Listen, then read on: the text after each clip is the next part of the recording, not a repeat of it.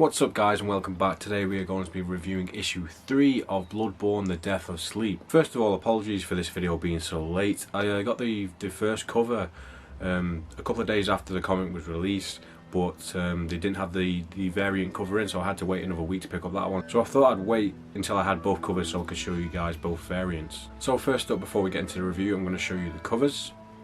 Now this is the standard cover A issue. This one is really nice. It has the child facing off against this beast. I can't remember what this thing is called, but that is some awesome artwork there in the woods. And then we have cover B. This is the one I was waiting on for about a week, and this one is just it's very simple. It's just like a really close-up shot of the hunter with the sword blade. Now this is really cool too.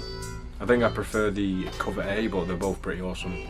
Now I've been getting a couple of comments saying that people want to see the inside of the comic and some of the frames. Obviously I don't want to spoil what's in the comics, which is why I've been basically not going into too much detail on the actual story of the issues, but I will show you a few frames which will be probably intersected with what I'm saying, so you'll be seeing that in the reviews coming. Anyways, I absolutely love this issue. I love the art in it, I love the story, and I love just the way the characters were interacting in it. So the basis of this issue is basically the hunter and the child are scaling across the wastelands. And one of the things that stood out the most to me in this issue was just how much it reminded me of the Dark Tower.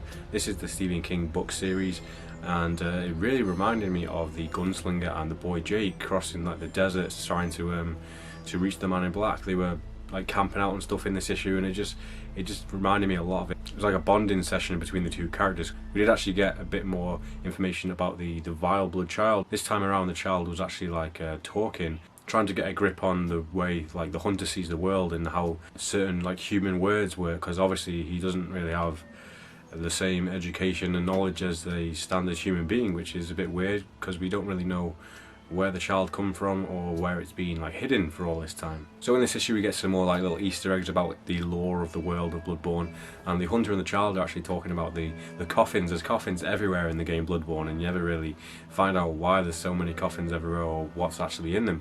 And they have like a conversation about if there's beasts inside and why they're bolted shut, if it's trying to keep the beast inside or if it's trying to keep the infection from going onto the corpses and stuff like that. It was really interesting because it just adds an extra layer to the game when you're walking past all these coffins now. One standout piece of art is the way that the characters are going across this whole wasteland, and like the sun is coming down, but it's not actually the sun, it's the pale blood moon, and the whole like it looks like a sunset, but it's less like the red light from the moon, and it's overshadowing the cliffs, and it looks really awesome. So we get a couple of encounters with beasts in this one. It's not as much as the other issues with like the smaller monsters, but we get two interactions with beasts which are rather big, and one of them is actually one of the bosses from the game. I won't say what it is, but the way it shows up is very awesome. So what looks like a wasteland, you don't really see what it is. I'm not sure if this is actually an area from the game, I don't remember it, but it actually shows up to be like a dried out sea, and there's like a ship wreckage, so I'm thinking possibly this is like the other side of the Koss's like shore from the DLC. I'm not sure if this is what leads to that, so that's pretty interesting to think about, because I don't really remember we seeing much like water and oceans and sea in the game other than the battle with the Orphan of Kos. On their journeys across this wasteland, they find a very unique weapon from the game. I won't say what it is, but I'm sure you'll, if you read the comic, you'll be able to find out what it is, and it's really cool, and it gets used in a fight. One standout encounter in issue 3 is definitely with the monster on the cover of cover A and the hunter. Now this was a really cool battle, and it was very brief. These comics are brief, so you have to get a lot of stuff out in a couple of pages, but I really loved the art on this monster because it was very like gory, and you could see all like, the details on the veins and the tendons, and I loved it. And the climax as well, the climax of this battle was actually very surprising but very awesome as well. It was brutal and unexpected. I won't say what happens. Obviously you want to read it, you should definitely be reading these comics, because if you're a fan of the series you should definitely try and check them out, because I'm absolutely loving these Bloodborne comics.